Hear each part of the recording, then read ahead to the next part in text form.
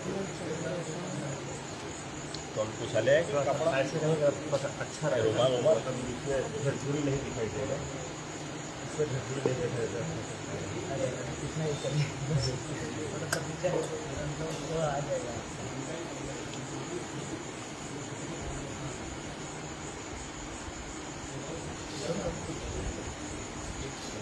क्या हो रहा? पिछले एक से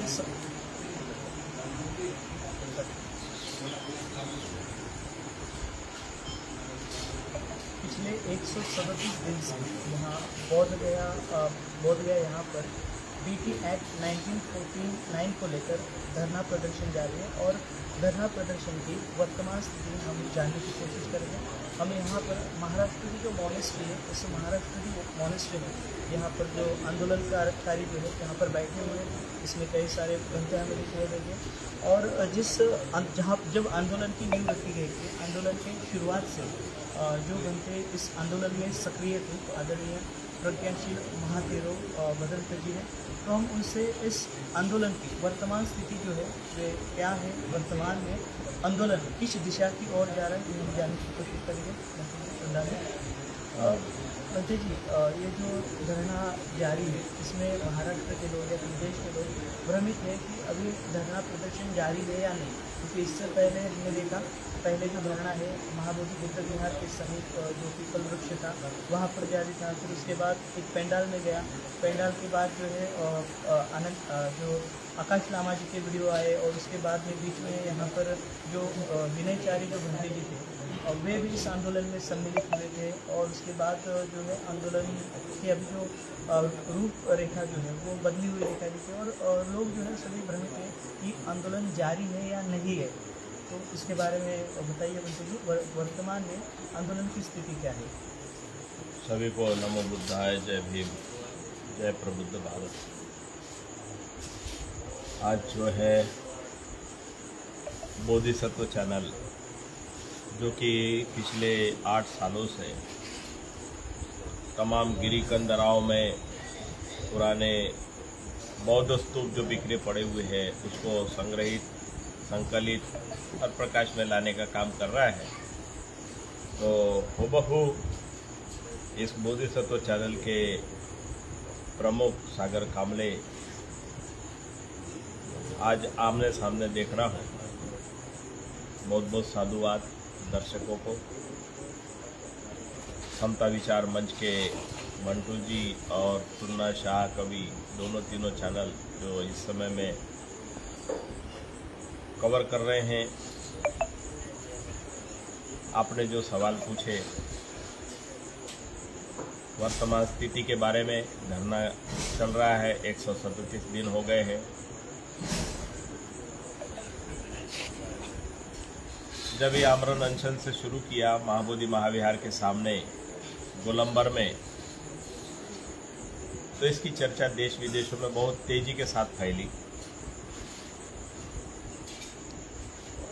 हमारे तमाम भंते लोग जो धरना पर बैठे थे उनको 27 फरवरी की रात उठा करके ले गया और गया में ले जाकर के डाल दिया पुलिस प्रशासन के द्वारा। ये चर्चा बहुत आग की तरह से फैली और काफ़ी कुछ माहौल गर्म हुआ। हम लोग पिछले 3 साल से बुद्ध गया के महाबोधि महाविहार के मुक्ति आंदोलन को खड़ा करने के लिए जगह जगह सभा सम्मेलन कर रहे थे। साथ ही साथ वर्चुअल मीटिंग अलग अलग राज्यों के साथ में हम लोगों ने की। ऑल इंडिया बुद्धिस्ट फोरम ने तमाम जो बौद्धों की संस्थाएं, संगठन हैं, ऑल बुद्धिस्ट ऑर्गेनाइजेशन, सबको यूनाइट करने के लिए काम किया। और पिछले साल अनागारिक धम्मपाल जी की 160वीं जयंती पटना के जो विशाल सबसे बड़ा पुराना अशोक मैदान है, जिसे आज गांधी मैदान कहते हैं, उसमें मनाई। और तमाम देश से, चारों ओर से लोगों को आमंत्रित किया गया था कि आइए, बौद्धों पर जो सबसे बड़ा अन्याय हो रहा है। अनागारिक धम्मपाल जी ने लंका से आकर के भारत में बौद्धों की धरोहर जो है उसको उजागर करने का काम किया, उसको संवारने का काम किया। उसको लेकर के महाबोधि सोसाइटी ऑफ इंडिया नाम की संस्था बनाई महाबोधि सोसाइटी ऑफ श्रीलंका नाम की संस्था बनाई। इंग्लैंड के अंदर में जमीन खरीद करके वहाँ पे बुद्ध विहार खड़ा किया। कोरिया में किया, कई देशों में किया, बर्मा गए, लंका गए। लंका से महाबोधि सोसाइटी की श्रीलंका का काम शुरू किया। भारत में सारनाथ में वहाँ पर महाबोधि विहार, ये मूलगंधकुटी विहार को नया स्थापित किया और उन्होंने बहुत से काम किया। नागरिक धम्मपाल जी ने बौद्ध धरोहर को जीवित करने के लिए बोधगया के महाबोधि महाविहार पर महंत का कब्जा था, उसके खिलाफ में वो प्रिवी काउंसिल लंदन तक के लड़े, जिंदगी भर लड़ते रहे बौद्ध संस्कृति की रक्षा के लिए और महाबोधि महाविहार को ये जो बोधगया का महंत था उससे मुक्त कराने के लिए। 1933 में अनागारिक धम्मपाल जी की डेथ हो गई। उनके जो सेक्रेटरी उस समय में डी बली सिंह थे, तो उन्होंने इस मूवमेंट को आगे बढ़ाया। बोधगया टेम्पल एक्ट 1949 बना। ये बोधगया 1949 बना जिसमें 4 हिंदू 4 बौद्ध और जिलाधिकारी हिंदू वाला व्यवस्था जो बनाया गया। उस समय भारत में बौद्धों की संख्या नगण्य मात्र थी।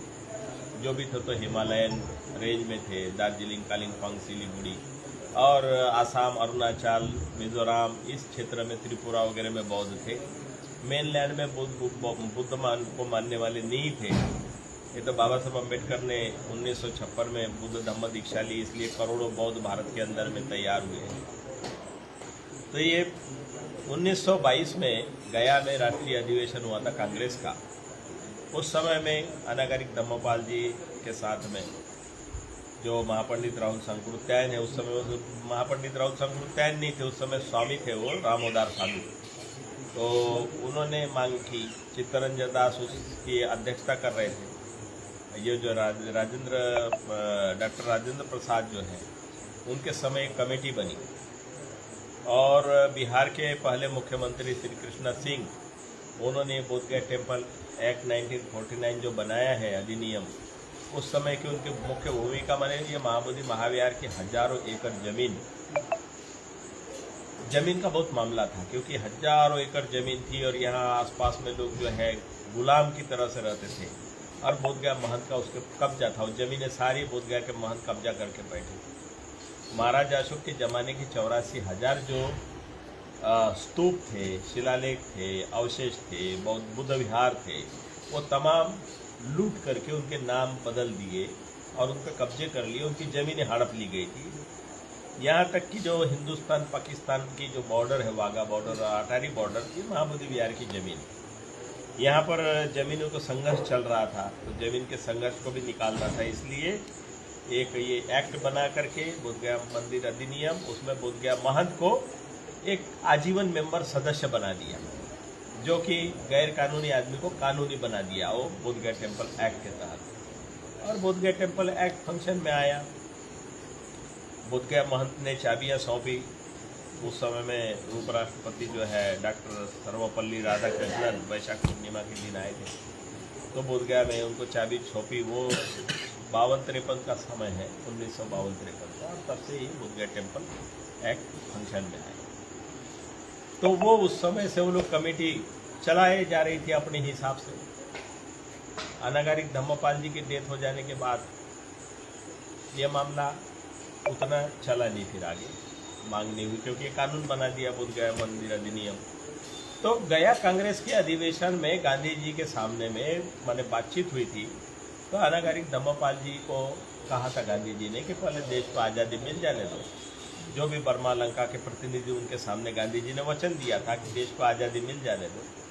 देश आज़ाद हो जाने के बाद में ये बौद्धों की विरासत बौद्धों को सौंप दी जाएगी।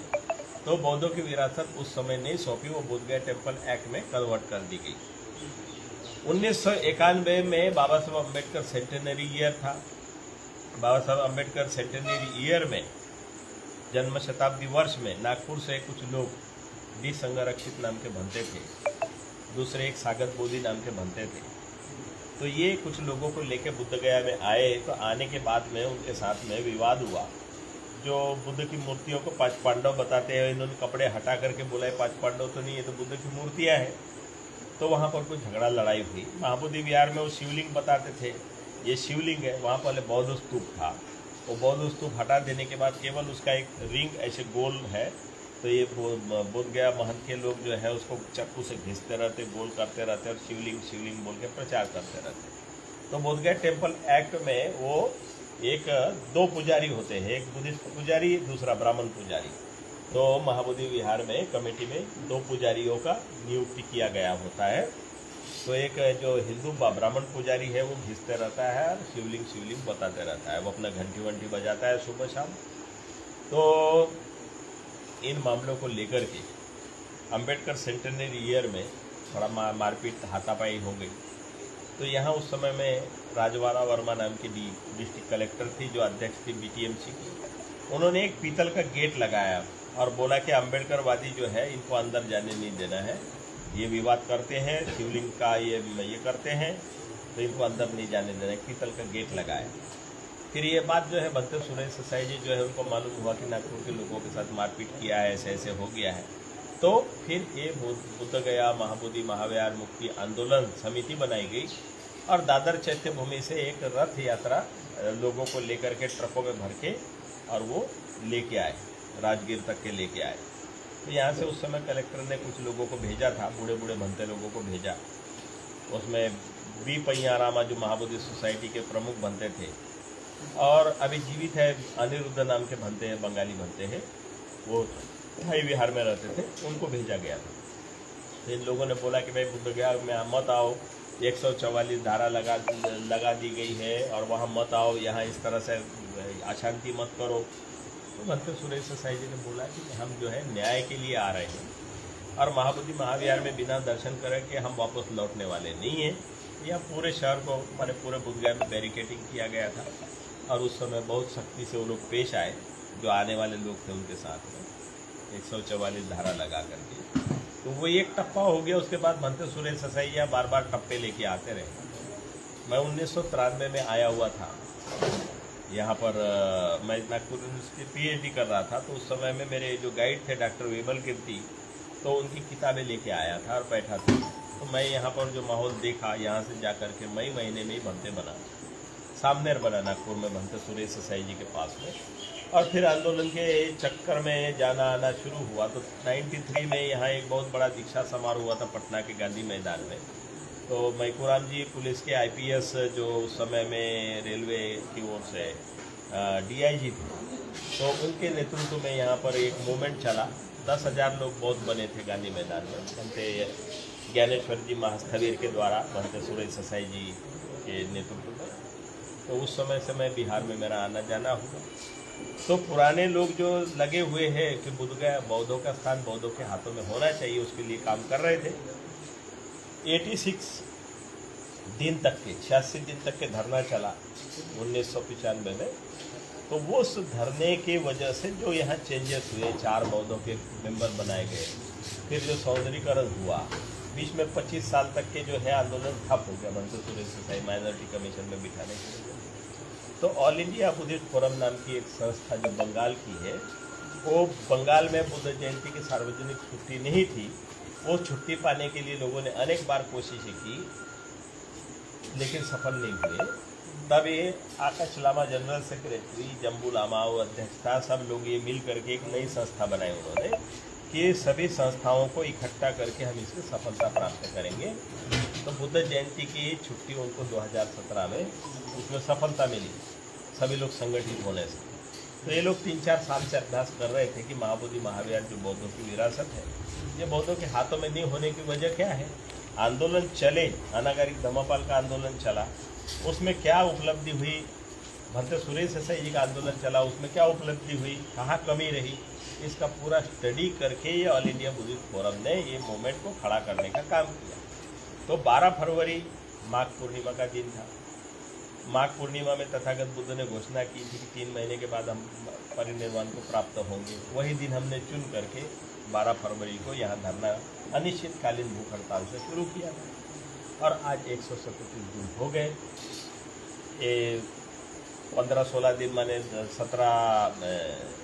12 फरवरी से 27 फरवरी तक के अनिश्चितकालीन भूख हड़ताल वाला मामला चलते रहा।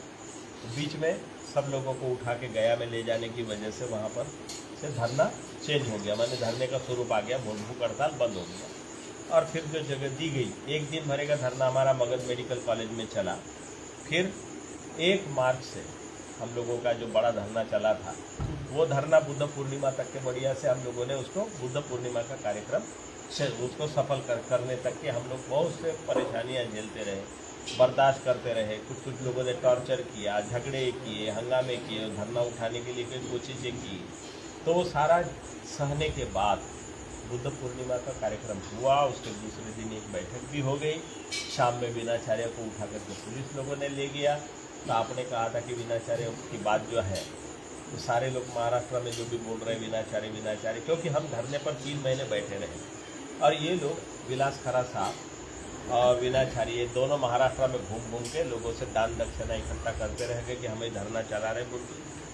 तो ये बात जो है, यहाँ जो झगड़ा फसाद हुआ उसकी वजह से वीणाचार्य उठा करके अंदर गए।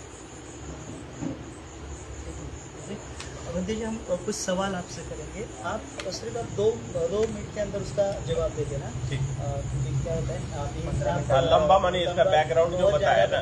अभी रखता हूँ मैं स्टॉप में, लेकिन मैं क्वेश्चन करता हूँ, आप उसका आंसर देना। क्वेश्चन करता हूँ, उसका आंसर शॉर्ट बनव. है ना? ठीक.